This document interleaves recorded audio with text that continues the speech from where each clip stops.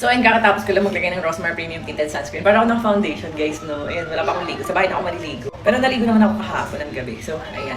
Ayun ko kasi nung lumalabas na pa sa ambok. So, susuklayin ko lang siya after. So, ayan, naglagay na ako ng Rosmar Premium Tinted Sunscreen. SPF 70 plus. Kung gusto niyo parang mala foundation na tinted sunscreen, go for this product. SPF 70 plus. Napansin nyo, parang pumuputi lalo yung face ko din. Kasi may whitening yan, anti-aging effect yan. And non-comedogenic, hindi siya nakakalag ng pores na nakakos ng pimples. So, may comment. Sabi niya, maganda pa din naman si Natnat kahit hindi ipakita ang ngipin niya. Additional na lang po yung pampaganda. So, totoo lang guys, ang cute talaga ni Natnat, lalo na sa personal. Lalo na pag humingiti siya. And ayun, kahit natanggalan siya ng ngipin guys, hindi siya mukhang parang bungal or what, no? Ang ganda pa rin niya ngumiti kasi nag-chinky eye siya, tapos nalabas yung dimples niya. And ayun, totoo nga, parang additional na lang pampaganda yung kanyang teeth. Pero grabe, ang cute pa rin. Hindi pansinin na wala siyang ngipin, ganun.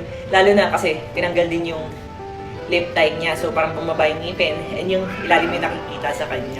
So, ayun, check nyo na yung mga anak kong may lip tie and tongue tied. So, meron din palang cheek tied yung iba. So, double check nyo. So, ayun, check out na kayo. Check out na. Search nyo lang Rosmar Premium Tinted Sunscreen. Lagay ko sa caption na. Ganda.